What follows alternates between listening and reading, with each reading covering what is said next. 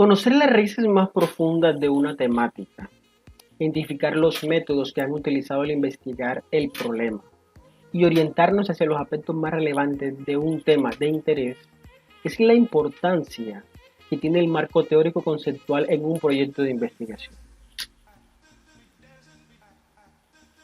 Mi nombre es Plinio Andrés González Alvarados y bienvenidos todos al curso de Seminario Geográfico 1. En esta sección hablaremos sobre el marco teórico conceptual o marco de referencia, o como algunos lo llaman, estado del arte. En esta sesión está dividida en dos partes. Una primera parte que hablaremos sobre en qué consiste el marco teórico conceptual y cómo se compone. Y una segunda parte, cómo se diseña, cuáles son sus etapas, procesos y formas de construcción. ¿Sí? Iniciemos. ¿Qué es el marco teórico conceptual? Pues bien, el marco teórico de la investigación o marco referencial, o como algunos autores lo denominan estado del arte, se puede definir como el compendio de una serie de elementos conceptuales que sirven de base a la investigación por realizar. Hernández Sampieri la define como la manera de sustentar teóricamente el estudio, o en pocas palabras lo conceptualiza como el desarrollo de la perspectiva teórica. Durante toda la presentación de esta sesión estaremos revisando cómo está conformado el marco teórico conceptual bajo estos tres aspectos, los cuales son los antecedentes, las bases teóricas y la base conceptual. ¿Para qué sirve el marco teórico conceptual? Pues lo podemos sintetizar en tres puntos fundamentales o en tres puntos claves. Una de esas es que el marco teórico es útil para ampliar la descripción y el análisis del problema o del estudio planteado. Orienta también hacia la organización de datos y hechos significativos para descubrir la relación de un problema con la teoría existente.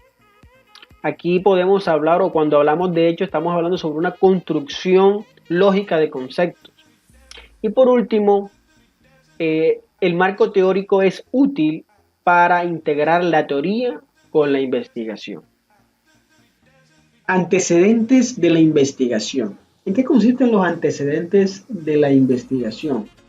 Pues bien, los antecedentes de la investigación se refieren a todos los estudios previos, tesis, trabajos de grados, artículos científicos, simposios, ponencias que estén relacionados con el problema planteado.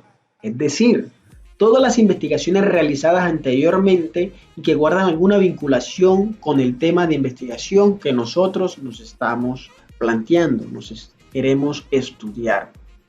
Aquí debemos tener algo fundamental, claro, dentro de las fases de revisión de literatura, y es tener un buen hábito de lectura.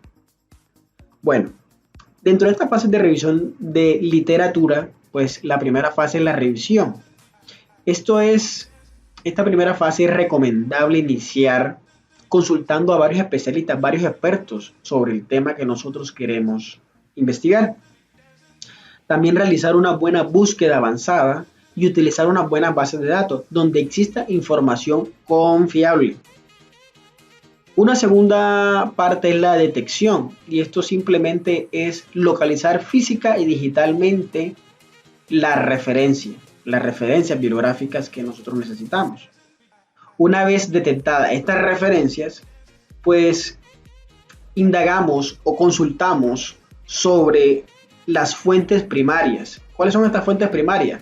Pues todas aquellas que han elaborado un marco teórico dentro de un libro, un artículo de revista científica, una ponencia, un congreso, un simposio o eventos similares. Ahora bien, pasamos a una etapa de extracción y recopilación. ¿Qué consiste esto? Pues se extrae una o varias ideas dentro de todas estas referencias bibliográficas. Pues pueden ser ideas, cifras, resultados o numerosos comentarios. Este paso también es un paso que consiste en ordenar la información y en la recopilación. Ordenar la información de acuerdo a varios criterios lógicos y adecuados al tema de investigación que nosotros tenemos. Una vez revisemos, ya hayamos recopilado toda la información, pues ahora la integramos. Esta última fase, pues Hernández y Sampieri, Méndez o Creswell le recomiendan mucho el método del mapeo, y algunos otros autores también recomiendan el método por índice, o como algunos lo llaman, vértebra a partir de un índice general. Esto se los estaré exponiendo más adelante. Tenemos también varios tipos básicos de fuentes de información. Como bien saben, tenemos 3 de ellos. Estos tipos de fuentes son primaria, secundaria y terciaria. Pues la primaria son todos los que nos proporcionan datos de primera mano, casi que siempre del autor original. Cuando tenemos también fuentes secundarias, son compilaciones, resumen, listados de referencias publicadas en un área de conocimiento en particular. Y una fuente terciaria se trata de todos esos documentos que compendian nombres, títulos de revistas, otras publicaciones de periódicos, así como también nombres de boletines, referencias, simposios, nombres de empresas, asociaciones industriales y de diversos servicios, títulos de reportajes de información gubernamental, etcétera, etcétera, etcétera.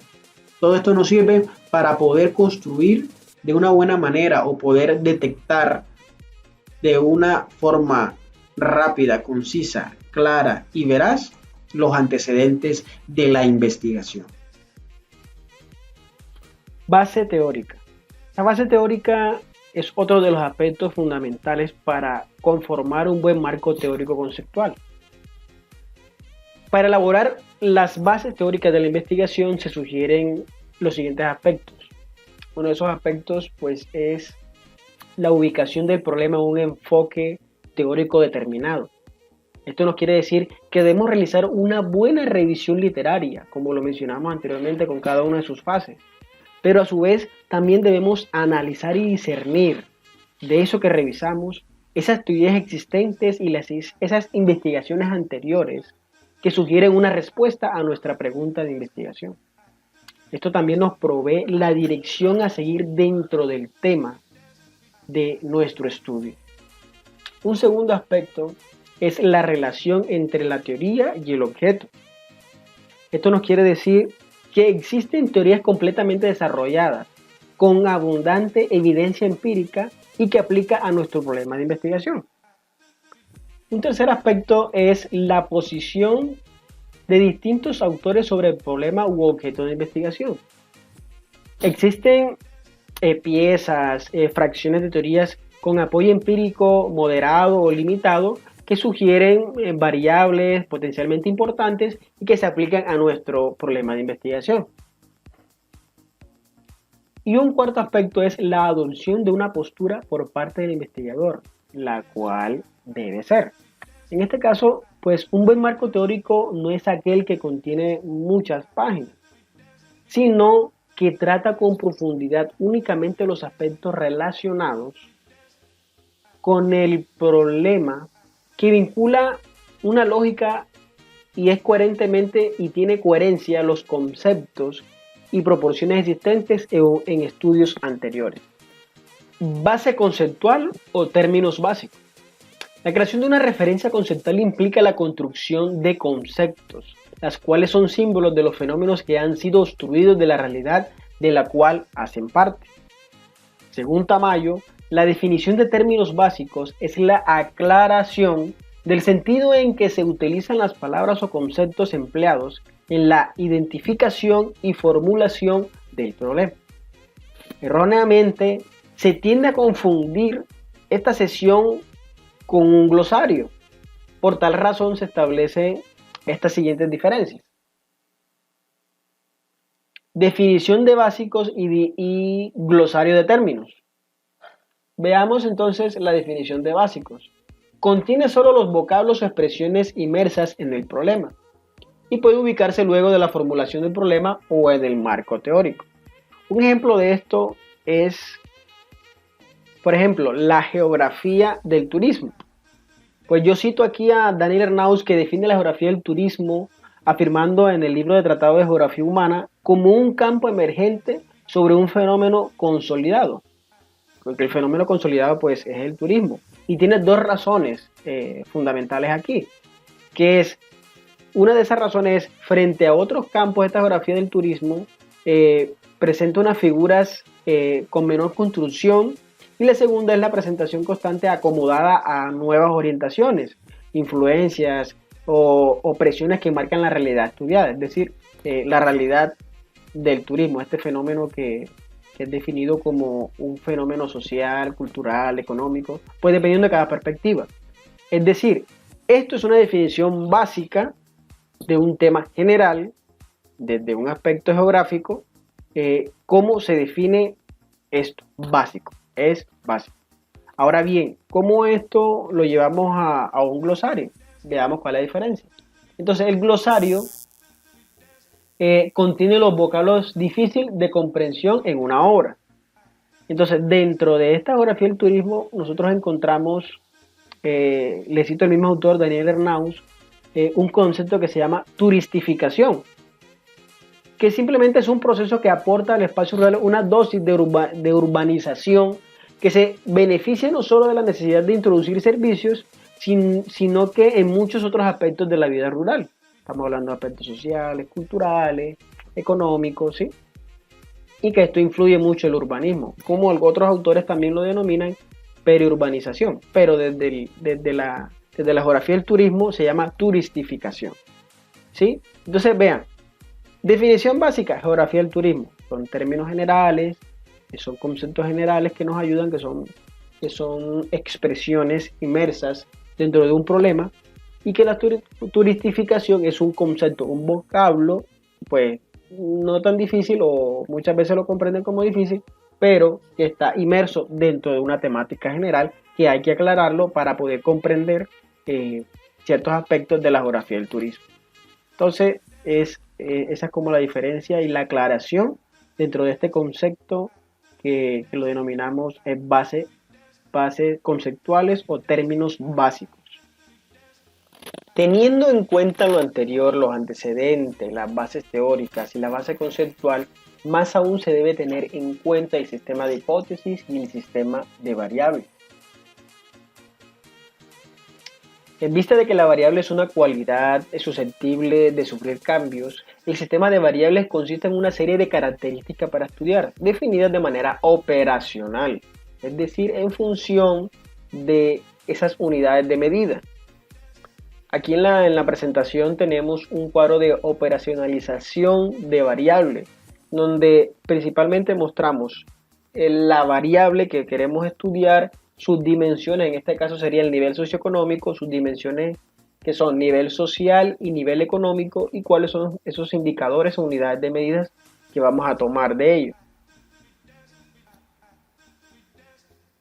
También tenemos un sistema de hipótesis. Bien sabemos que la hipótesis es una proporción o un posible resultado enunciado para responder tentativamente un problema. De aquí que el sistema de hipótesis pretende establecer relaciones casuales entre variables. Aquí tenemos algunas recomendaciones para formular de mejor manera una hipótesis. ¿Y cuáles son esas recomendaciones? Pues redactar de manera precisa, expresar las variables contenidas en el problema y debe ser susceptible de comprobación. Aquí le colocamos un ejemplo referente al tema de áreas de influencia, la relación entre áreas de influencia y la distancia. Vemos que son dos unidades distintas, pero que esta hipótesis la relaciona casualmente. Entonces, este ejemplo es uno de ellos. El área de influencia de actividades turísticas rurales de los visitantes en la ciudad de Montería es menor o igual a 5 kilómetros de distancia de su lugar de origen. ¿Sí? Y por último, para concluir, tenemos las funciones principales del marco teórico. El marco teórico cumple diversas funciones dentro de una investigación. Aquí presentamos desde la postura que destaca Hernández, estas son para él son las principales.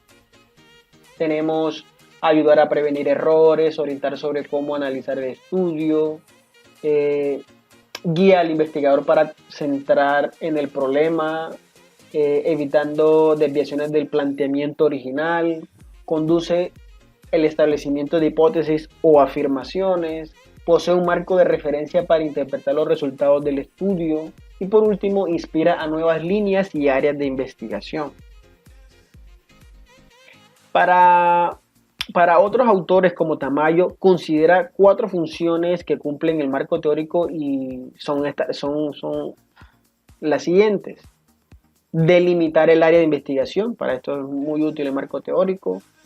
Sugerir guías de investigación, compendiar conocimientos existentes en el área que se va a investigar y expresar proposiciones teóricas generales, postulados, marcos de referencia, lo que van a servir como base para formular hipótesis, operacionalizar variables, esbozar teorías de técnicas y procedimientos a seguir. Otras visiones muy distintas y que también sintetizan mucho las funciones del marco teórico, algunos la agrupan en 4 partes. Una de esas es posibilita la descripción de los problemas. Es un instrumento fundamental para el análisis. Da sentido también a los hechos o fenómenos y orienta a la organización de los mismos. Y por último, el marco teórico, una de sus principales funciones es ser eje integrador de todo el proceso de la investigación. Señores, no siendo más, muchas gracias por su atención.